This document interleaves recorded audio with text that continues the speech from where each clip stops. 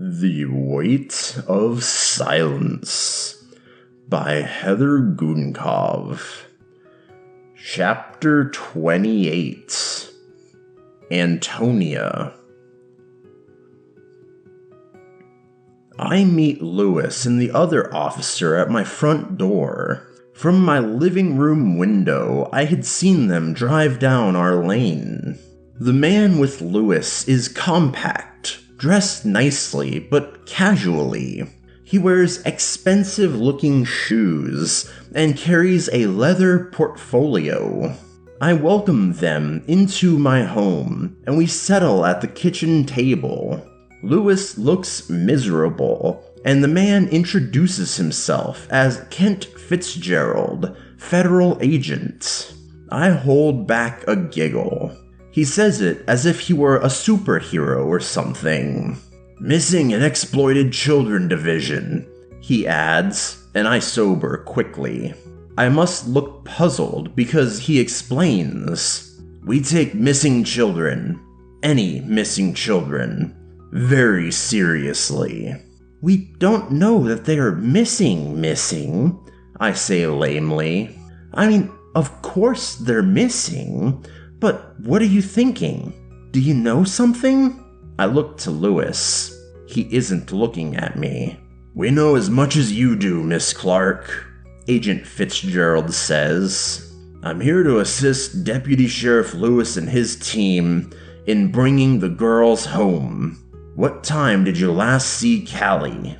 Last night at around 10, I begin. We watched a movie together and had popcorn. Then I helped her get ready for bed. Who else was in the house last night? He inquires. My son Ben. He's 12. He didn't watch the entire movie. He went up to his room around 9, I guess. And my husband, Griff. He came home about midnight or so. He nods. Deputy Lewis tells me about your husband, Griff. Is that his real name? No, it's a nickname. His real name is Griffith, but everyone just calls him Griff. Griff, Deputy Lewis tells me, went on an early morning fishing trip. I bob my head in agreement and wait for his next question, but it doesn't come, so I continue. I'm not certain what time he left, but when I talked to Roger's wife, she said he left to pick Griff up at around 3:30 this morning. And sometime early, I think I heard a truck in the drive. I assumed it was Roger's. Roger's last name? Agent Fitzgerald asks. Hogan. Roger Hogan, I respond. My hands are beginning to sweat and my head aches. Have you been able to contact your husband or Mr. Hogan as of yet? Laura Hogan tried Roger's cell phone, but the call wouldn't go through. Griff isn't answering his phone. It goes right to voicemail. I'm sorry, Mr. Fitzgerald, I say. Agent, he corrects me. I'm sorry, Agent Fitzgerald. But why focus on Griff and Roger? I don't understand. There is no focus at this point.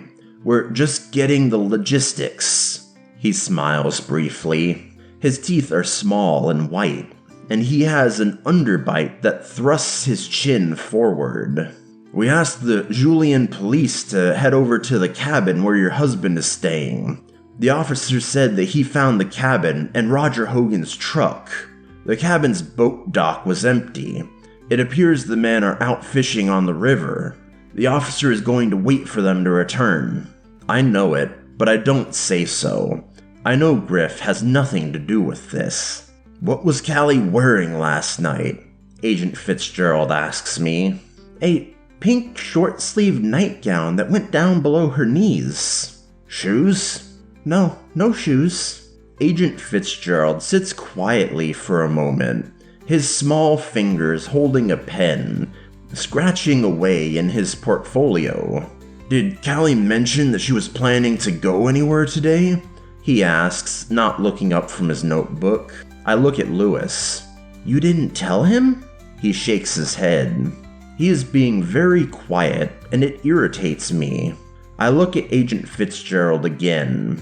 Callie doesn't speak, I explained. A neutral expression remains on his face. She hasn't spoken since she was 4. Was she ill? He asks, looking me in the eye. No. I gaze levelly back at him. I don't understand what this has to do with anything, I say as I fold my arms over my chest and uncross my legs. Callie witnessed her mother fall down the stairs and lose her baby. It was very traumatic for her, Lewis said softly. I glare at Lewis. So now he's talking. Agent Fitzgerald sits up, very attentive now. How do you communicate with each other? She nods and shakes her head and points and gestures. She also knows some sign language, I say. What do her doctors say? That she'll talk when she's ready, and not to force it.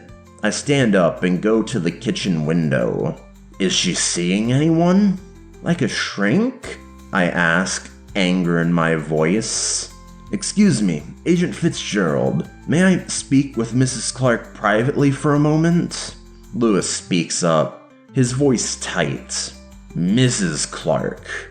I wonder to myself. He has never addressed me this way before. Sure, Agent Fitzgerald replies. He closes his portfolio, tucks his pen behind his ear, and stands. Lewis and I both watch as he goes out the front door. Lewis regards me carefully. What? I finally ask. Tony, this is serious. Damn it, Lewis. I know it is. It's my daughter that's missing, I shout. So don't you dare come into my house and tell me to be serious. I am crying now, and I hate to cry in front of anyone, especially Lewis. He comes over to me. Tony, I'm sorry, he says quietly. I'm sorry, I didn't mean... I'm sorry. He grasps my hand in his. Look at me, Tony, he instructs, and I do. We're going to find Callie, I promise. You need to talk to Agent Fitzgerald. The more thoroughly and quickly you answer his questions, the more quickly we can go out and find her. I've made so many mistakes, I whisper. I cannot bear to lose another child. I could not bear it. You won't. I promise, Lewis says firmly. You go get Ben and I'll get Fitzgerald. Let's get this interview over with so we can go out there and find Callie. He squeezes my hand one more time before dropping them, and I climb the stairs to find Ben.